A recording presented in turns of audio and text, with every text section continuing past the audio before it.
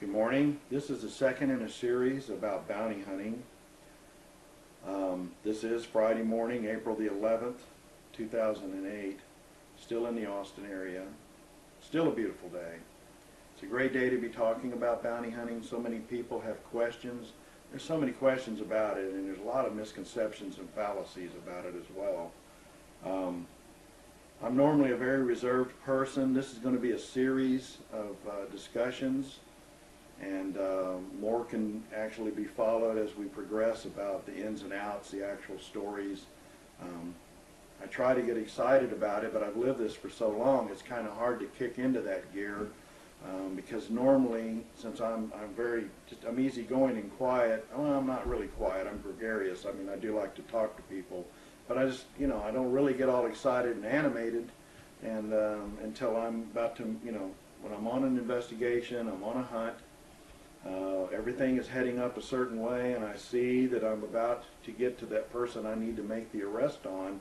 Then when we get to the arrest portion of that investigation, it kicks up another notch. Now, I don't know if that's adrenaline that's pumping or that's just anticipation, because I have no problems with arrests, and I'm not scared of anything or anybody.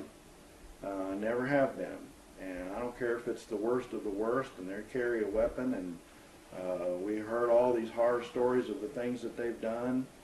I've never turned a case down. I've never worried about anything. Oh, I guess that's wrong. I guess I just lied to you. I did turn down one case one time. Had an individual in the Tennessee area that was a very well-known criminal, and I was approached by the feds that they needed this guy brought out of Mexico, and they did not have jurisdiction then and could not get him out. And he owned basically I guess a fortress with a lot of hired guns to protect him. And when he came home to the Middle Tennessee area, the sheriff even left the county because he didn't want to have a confrontation. And when the guy hit town, everybody knew it. He was well liked. He bailed a lot of people out of financial crisis that had farms and other businesses. The guy had a lot of money, and so everybody liked him, and the common Joe did. So nobody was going to turn him in, but when he came to town, everybody knew he was there, including the sheriff, and he'd always make a trip somewhere so that he was out of town and couldn't actually go and confront him and make the arrest, because there were felony warrants for him out of Memphis, Tennessee. So I was approached, and they asked me to go and pick him up, and it was going to be a substantial reward for the arrest. And after I did some deep research on this individual, I found out that he had people killed just with a phone call. And since I couldn't be granted anonymity from the feds, I refused the case because either myself or my family could be hurt. It isn't worth it. And I was going to share a fee of $300,000 at the time. There were three of us. And I didn't place a value on my life of $100,000 or even $1 million, because I prefer to live, and my family would have had the money, but I wouldn't have been here. And so that was too great a sacrifice. My life's not worth any money to be paid, any amount. I can't trade my life and say, okay, I'll do it for this and maybe lose it. Anyway, that's the only case I've ever turned down, and I felt justified in doing that. Trying to decide what stories are most interesting, and it's just, everyone is so unusual and unique. Because people are unique, they're unusual. There's not any two people on the face of the earth that are exact. So you're never in the same circumstance. You place two people there, you're not going to have the same outcome, the same series of events that occur, because people do things differently.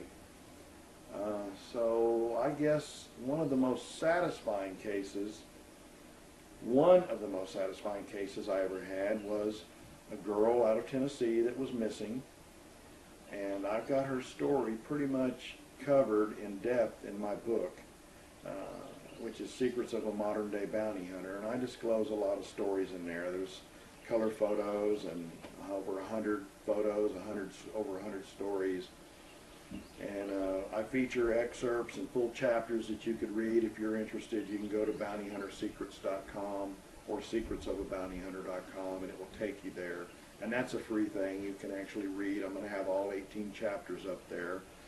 Some pictures, I can't include them all, it's too extensive. And this story is in there, and I call her and the ugliest girl in the world. I mean, no insult intended to the female gender, but this girl was so ugly, and she's worse than homely, and that's how I had to refer to her, because every case gets a moniker, whether it's the balcony boy or the basement guy, or everybody's story has something I can remember it by, and hers was the ugly girl. And I recently talked to the deputy that had worked with me on that case. He's now he's still a deputy in Tennessee, and at that time he was going through the academy to become a deputy, and I was training him in bail enforcement. And I called him and asked him if he still had that file, because I wanted to feature her picture in my book. But he couldn't find the file to save his life, and there was no way to substitute her picture with another one, because who would know if it was really her or not other than him and I.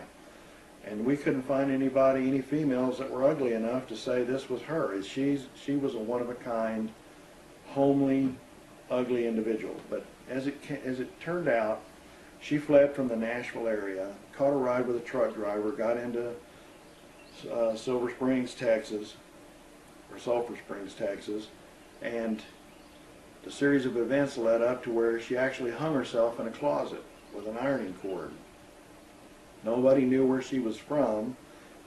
I located her, and the coroner's office had a picture sent to the coroner, because he said, "Are we talking about the same woman here?" And I said, "Well, she is pretty homely. She hurts your eyes to look at her." And he goes, "Well, that's right so far."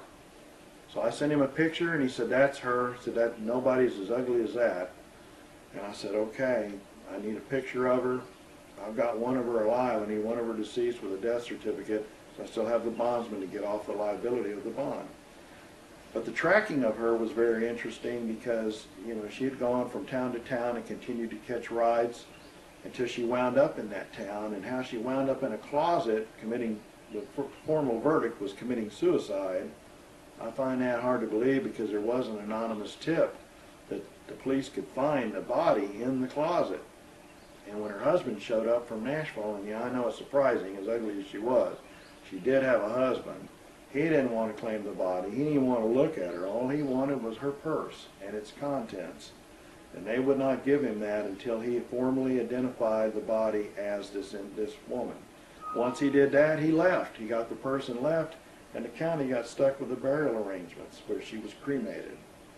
And it was very interesting to try to follow her, because we kept being right behind her. Every case is that way.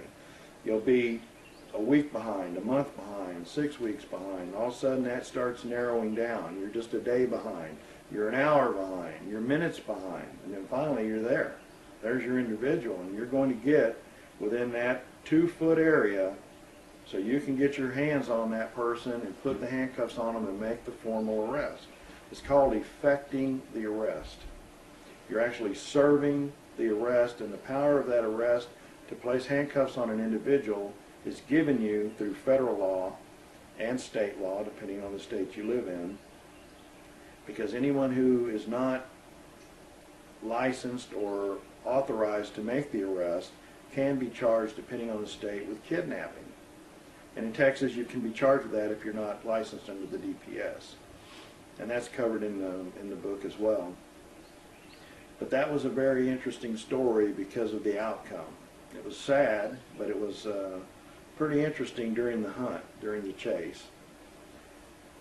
And then I've got a lot of other ones that I guess the most exciting guy video that I had might best be discussed in the next series, because it's kind of detailed, and the outcome is just as interesting, and we'll have to cover that then. I'll see you then.